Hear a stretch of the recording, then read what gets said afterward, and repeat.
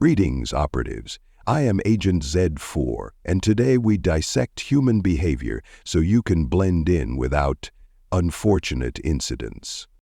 Transmission continues from Mars Colony Delta on Sol 2918.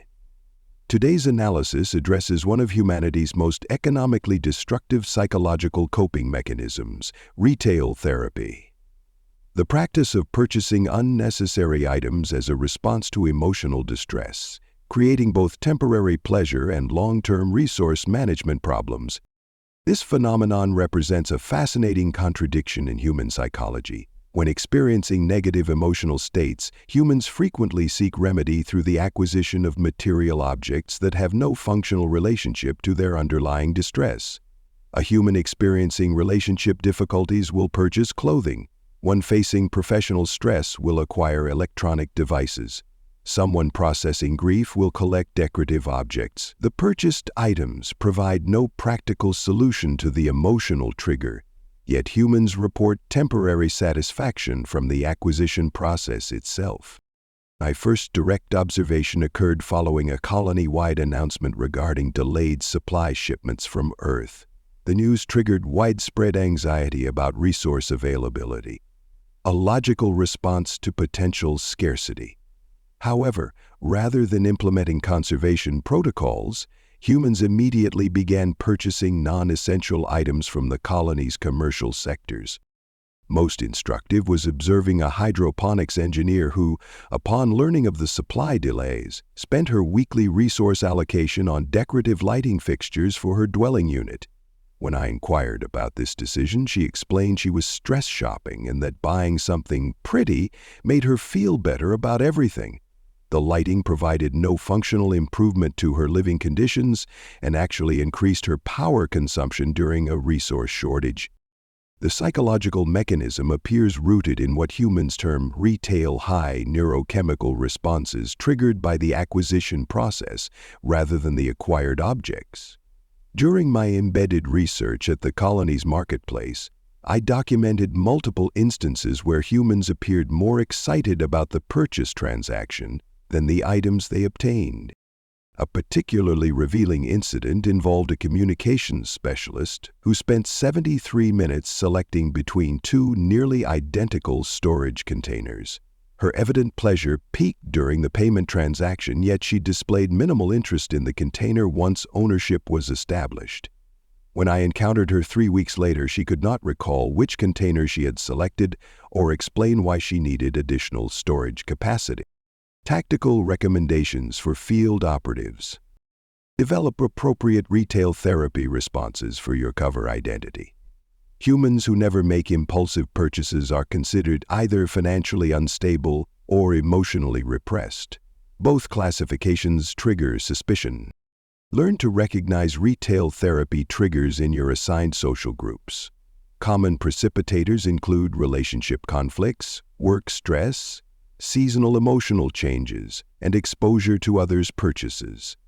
Appropriate responses include sympathetic acknowledgement and phrases like, "You deserve something nice." Critical. Never suggest that purchased items won't solve underlying emotional problems. Humans understand this reality but become defensive when it's articulated. Safe responses to retail therapy announcements include, "That sounds perfect," and "Good for you." Participate in group retail activities with appropriate enthusiasm. Shopping trips represent important social bonding opportunities where refusal to participate may compromise infiltration. Claim budget limitations rather than disinterest if participation avoidance is necessary. Master the vocabulary of retail justification. Common phrases include, "I needed this, it was on sale, I've been looking for this forever, and it's an investment." These verbal patterns allow humans to reframe unnecessary purchases as logical decisions. The retail therapy phenomenon extends beyond individual psychology to create complex social dynamics. Humans often engage in competitive acquisition where one person's purchase triggers similar spending in their social network. During my observation period, a single mining engineer's acquisition of decorative plants sparked a colony-wide trend in dwelling beautification that consumed significant collective resources. Most concerning is the escalation pattern I documented. Initial retail therapy purchases provide diminishing psychological benefits, requiring increasingly expensive acquisitions to achieve equivalent emotional satisfaction. A geological survey specialist progressed from purchasing small personal items to acquiring major recreational equipment, ultimately spending 3 months' resource allocation on a vintage earth guitar she cannot play. The humans have developed elaborate justification systems for their retail therapy behavior. Common rationalization categories include investment purchases. Items claim to provide future value despite no practical application. Self-care, framing unnecessary spending as health maintenance. Retail therapy, openly acknowledging the emotional purchase while treating it as legitimate medical treatment. Supporting the economy, claiming individual consumption benefits, collective prosperity. Limited time opportunity, suggesting failure to purchase represents permanent loss. Perhaps most revealing is the social acceptance of retail therapy as a valid emotional regulation strategy. When a human announces they are going shopping in response to stress, others offer encouragement rather than suggesting alternative coping mechanisms. The phrase retail therapy itself normalizes what would otherwise be recognized as maladaptive behavior. I observed this social reinforcement during a colony meeting where budget constraints were announced. Multiple humans immediately began discussing one last shopping trip before the restrictions took effect. Their conversations focused on emotional justification rather than practical need, with phrases like, "I need something to cheer me up," and "This might be my last chance for a while." The economic implications are staggering. Humans regularly spend resources allocated for essential needs on items that provide only temporary emotional satisfaction. During my research period, I documented 7 instances where colonists purchased recreational items instead of necessary equipment replacements, then requested colony assistance when their essential systems failed.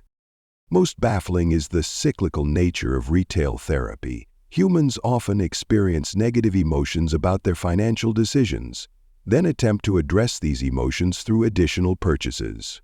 A habitat maintenance supervisor purchased expensive recreational equipment to address work stress, then purchased additional items to cope with the financial anxiety created by the original purchase. The digital marketplace has intensified this behavior through what humans call online shopping. Colonists can now engage in retail therapy without leaving their dwelling units, eliminating the natural friction that previously limited impulsive purchases. I observed multiple humans make acquisition decisions while experiencing temporary emotional states they would not sustain long enough to travel to physical retail locations. Next transmission will examine the human obsession with productivity hacks, their endless search for techniques to optimize efficiency, while simultaneously engaging in activities that dramatically reduce their productive capacity. As always, this is Agent Z4 signing off. Infiltration begins now.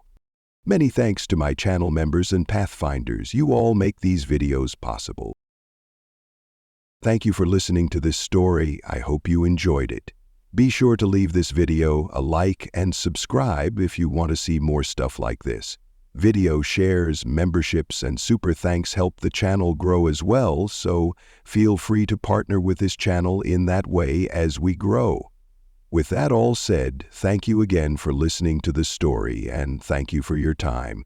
On the left side of your screen are some videos I think you might be interested in. I hope to see you in the next one.